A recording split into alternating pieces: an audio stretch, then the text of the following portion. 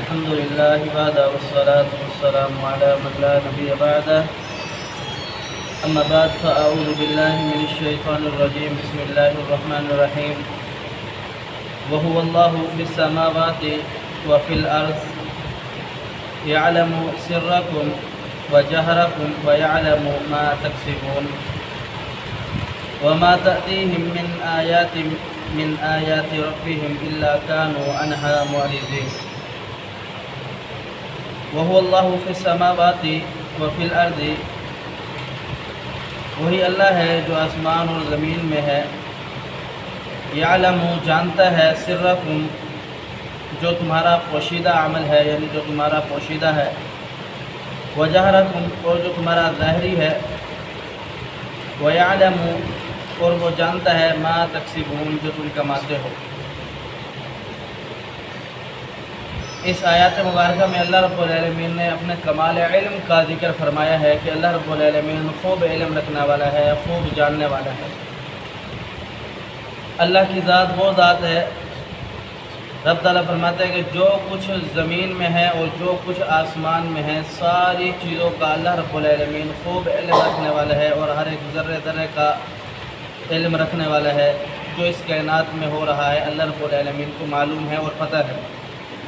جب اللہ رب العالمین کمال علم والا ہے، ساری چیزوں کا جاننے والا ہے اور اس دنیا کو پیدا کرنے والا ہے، اس دنیا کو بنانے والا ہے، تو پھر معبود برحق عبادت کے لائق، خالق، رزق دینے والا، اولاد دینے والا، دنیا کو چلانے والا، دنیا کے معاملات کو حل کرنے والا وہی اللہ ہی ہے. یعنی اس بات کی یہ دلیل ہے کہ اللہ رب العالمین اس کائنات کا مالک ہے اور وہ اس پوری انسانیت کا معبود ہے، وہی الہ ہے، وہی رب ہے، وہی خالق ہے، وہی پیدا کرنے والا ہے. آگے رب تعالیٰ فرماتا ہے وَمَا تَأْتِيهِم مِّنْ آيَاتِ رَبِّهِمْ إِلَّا كَانُوا عَنْهَا مُعْرِضِينَ، اور نہیں آتی ان کے پاس ان کے رب کی طرف سے نشانیوں میں سے کوئی نشانی مگر وہ اس سے اعراض کرتے ہیں، منہ پھیر لیتے ہیں، روح گردانی کرتے ہیں. ان نشانیوں کے متعلق یہ وہ آیات ہیں، وہ نشانیاں ہیں، وہ احکامات ہیں جو اللہ رب العالمین نے رسول اللہ صلی اللہ علیہ وسلم اور دیگر انبیاء کرام علیہ السلام جو اس رسول اللہ صلی اللہ علیہ وسلم سے پہلے گزرے ہیں ان کے اوپر جو شریعتیں نازل کی ہیں انہیں نشانیاں کا، اور جو احکام دیے ہیں ان احکام کو یہ جو یہودی مشرک کافر اللہ کے دشمن اور دین اسلام کے دشمن جو ہے وہ روح گردانی اختیار کرتے تھے، منہ پھیرتے تھے. تو یہ ایسے معجزات ہیں جو اس بات کی دلیل ہے کہ اللہ رب العالمین ہی ہے جو اس کائنات کا خالق اور مالک اور رازق ہے. جیسا کہ بے شمار دلائل ہے، سورج ہے، اس کا ایک نظام ہے، یہ ایک طرف سے نکلتا ہے اور دوسری طرف سے غروب ہوتا ہے. کبھی سر پر ہوتا ہے، کبھی اس کا روشنی زیادہ ہوتی ہے، کبھی اس کی روشنی کم ہوتی ہے. اسی طریقے چاند ہے، اور یہ زمین کا نظام ہے، پیڑ ہیں، پھول ہے، پتے ہیں، اور اسی طریقے آسمان کا نظام، سیارے، ستارے، یہ ساری چیزیں اس بات کی دلیل ہے کہ یہ کوئی نہ کوئی نظام پیچھے چلانے والا ہے.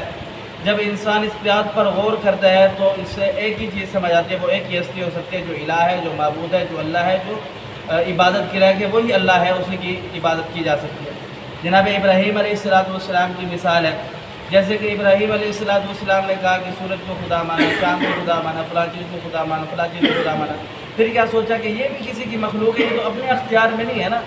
جو چیز اپنے اختیار میں ہو، جو کسی کی محتاج نہ ہو، یہ ساری چیزیں الغرض اپنی کسی نہ کسی چیز کے محتاج ہے. تو ایسی چیز، جو ایسی شخصیت، ایسی ہستی جو کسی بھی چیز کے محتاج نہ ہو، وہی الہ ہو سکتا ہے. وہ کون ہے؟ وہ اللہ رب العالمین ہے جو عبادت کے لائق ہے. تو یہ آیات مبارکہ جو اللہ رب العالمین نے بیان فرمائی ہے، ان آیات مبارکہ میں اللہ رب العالمین نے اپنی توحید کا خاص ذکر کیا ہے کہ اللہ رب العالمین نے انسانوں کے لیے ایسی بے شمار نشانیوں کو اس دنیا میں بنایا ہے کہ جس سے انسان اللہ رب العالمین کا قرب حاصل کرے اور اللہ رب العالمین کا تعارف حاصل کر سکتا ہے، اللہ رب العالمین کو پہچان سکتا ہے. اللہ سمجھنے عمل کی توفیق دے. قل قولی ھذا استغفر اللہ لی و لکم.